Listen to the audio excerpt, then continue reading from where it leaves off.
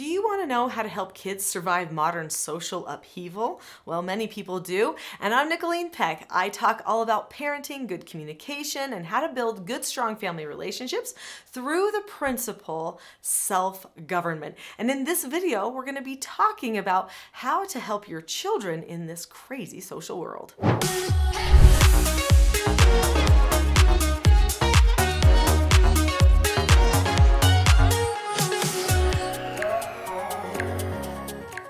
In this video, we're going to talk about what is happening socially to our children. And then I have 5 ways that I'm going to share with you that you can strengthen your children during these social times. So what does social look like right now for us and for our children? Because it's not too different for adults as it is for children. There's a lot of contention that's going on. Have you noticed that?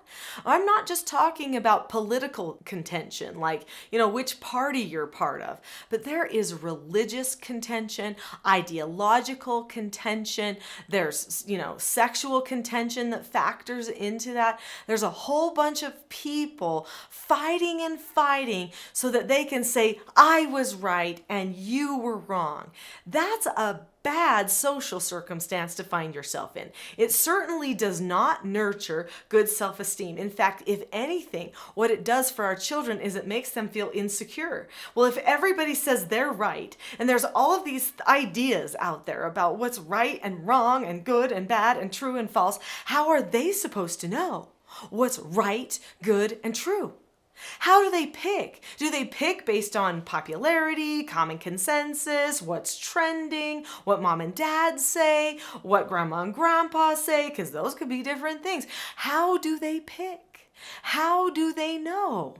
It is so confusing for children right now. It is no wonder that they are overwhelmed, anxious, depressed. Now, of course, depression, anxiety, and things like that, they're real things. They're experiencing real things. But many people do not recognize that one of the reasons that so many people are experiencing these things is because their foundations have been ripped out from underneath them. Historically, families and communities had shared foundations so that everybody in the community could rely upon their same foundation. And they would build their families on the same religious and social foundations that everybody else was building their families on.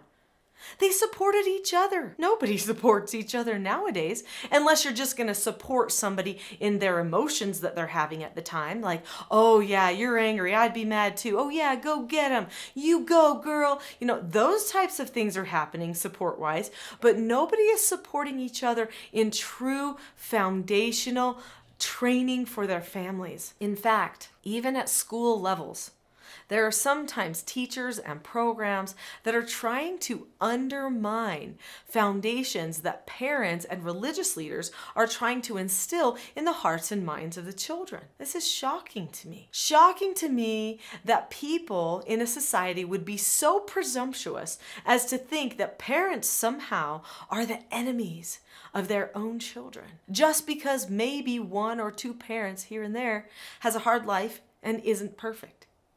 Instead of saying a couple of children are going to have to survive hard things, instead, no, as a society, we turn on all parents. We turn on all principles, truths, and foundations that come from a religious fabric in a culture.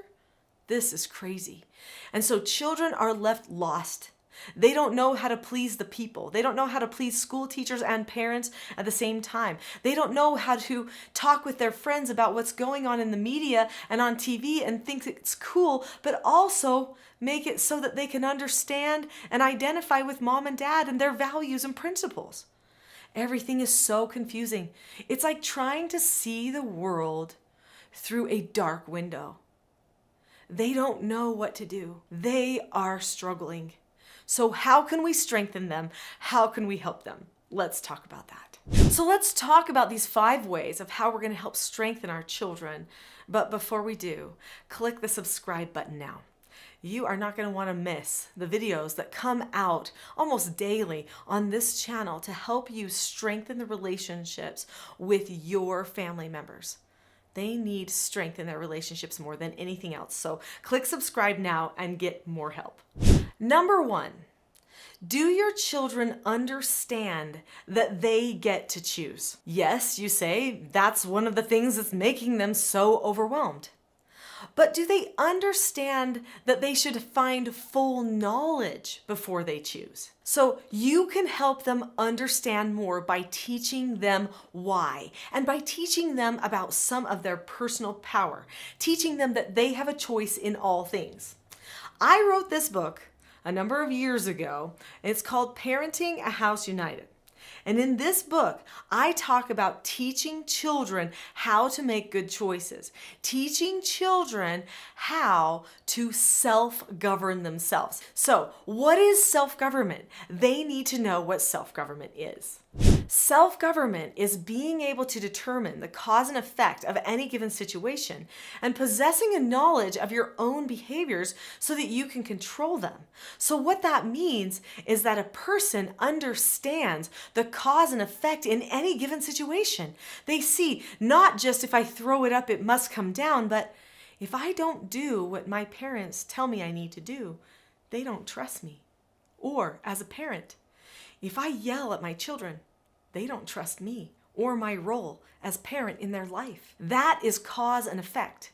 And when a person understands cause and effect in their relationships, this helps them communicate and bond in a stronger way with their family members, which is going to give them more strength in this crazy world. Many people think that the way that they behave is a result of what happened to them, when in reality, a self-governed person knows that they could feel something or something could happen to them, but they have the opportunity to make a thought in their own head after they feel that feeling.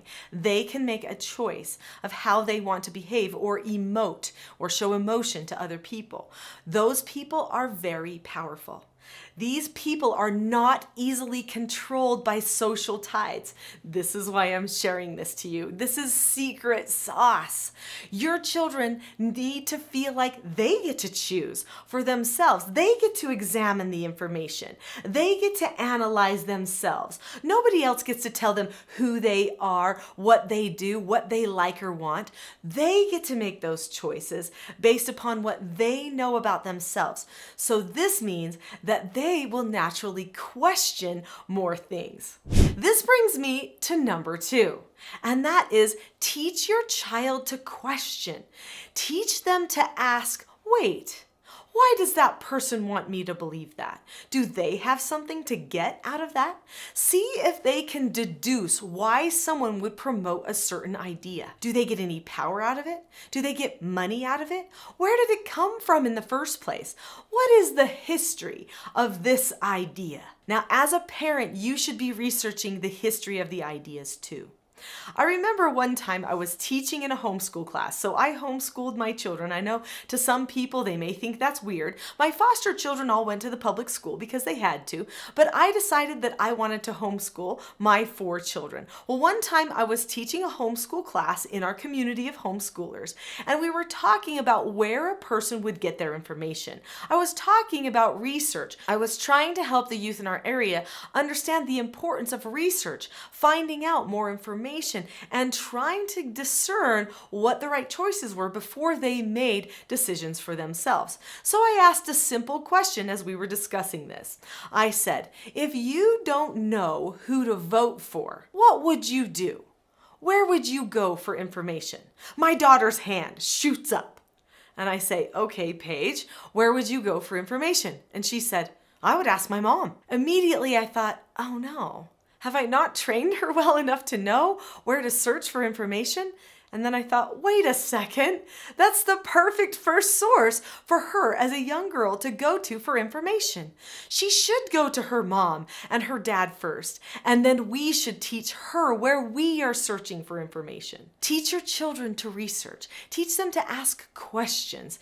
Teach them to look beyond what everybody else is just saying as normal social consensus. I was so excited recently to see my nephews talking about some of the social things that were going on in their school.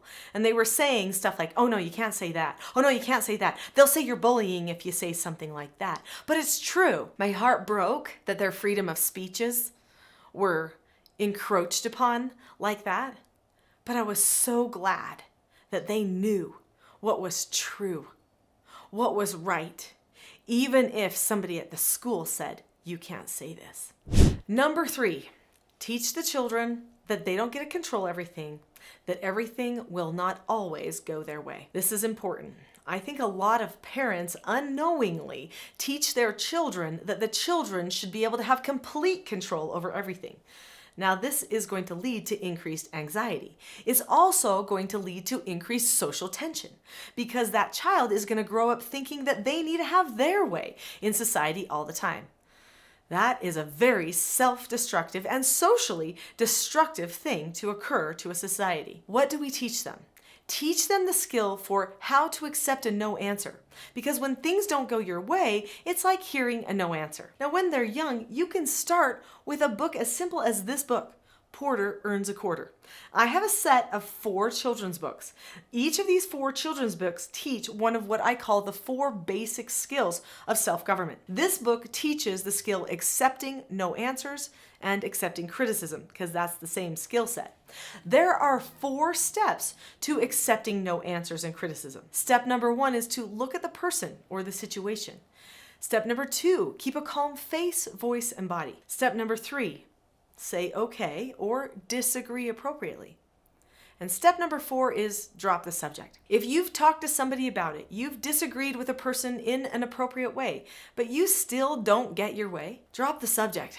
Don't keep forcing, don't keep pushing, because that's just going to eat you up. And from what I've seen socially, most people in our culture are just being eaten alive as they try to push and push and push their ideas again and again. Now, I'm one of those people that writes legislation and tries to stop bad legislation or promote good legislation. So do I just give up on my cause? No, absolutely not. But do I get angry? Do I get emotional? Do I tear people down? No. I just keep talking to people about the truth. And that is actually a version of dropping the subject when you know you have something that you need to pursue, but you are not able to convince everyone. If I can't convince one person, I drop the subject with that person. And I will go and I will talk to another person about a truth that they may not be understanding. And you know what? Some people listen. Our children need to know that if they can't convince someone or make something go their way, they need to just drop the subject and talk to somebody who cares. Number 4. Speaking of teaching them to talk to somebody who cares, you need to be that person. You need to always have that open door. So establish a habit of good open communication with your children. Have regular talk times with them. If you start establishing a pattern for these types of meetings and communications with your children, the children will come to talk to you more. When they have a question or something that they need to decide upon and they need to start doing research, they will come to you. But your relationship is going to be the thing that brings them in, not the fact that you're such a smart person. So develop a good, solid relationship. Number 5. One of the best ways that you can show your child that you want to have the best relationship with them and that they can talk to you about anything, that you are a safe person to communicate with, is to make sure that home always feels like the safest place to make mistakes. How do you make home the safest place to make mistakes? By doing good, solid corrections. Corrections that unite you together instead of pull you apart. I think many parents think that when they correct their children, that should feel like a negative time or a time when the relationships or bonds feel slightly detached or strained, but that's not how it should be. A good parent who's living their role as teacher should be bonding to their children even during a correction. You should feel closer to your children during and after a correction than you even did before. Doing a proper correction should help you maintain your role as parent and teacher in their lives and help them maintain their role as child and learner in yours. Learn how to do good, effective, positive, and calm corrections that will bring you closer together in your relationships. If you've enjoyed this video, I'm pretty sure you'll enjoy my next video, which is actually a full class dedicated to helping you overcome some of those traps in your communications and your relationships that you might not recognize you're falling into. The video is called The Expectation Trap versus the Cycle for Success. Click on the link to that video now. I'll see you there.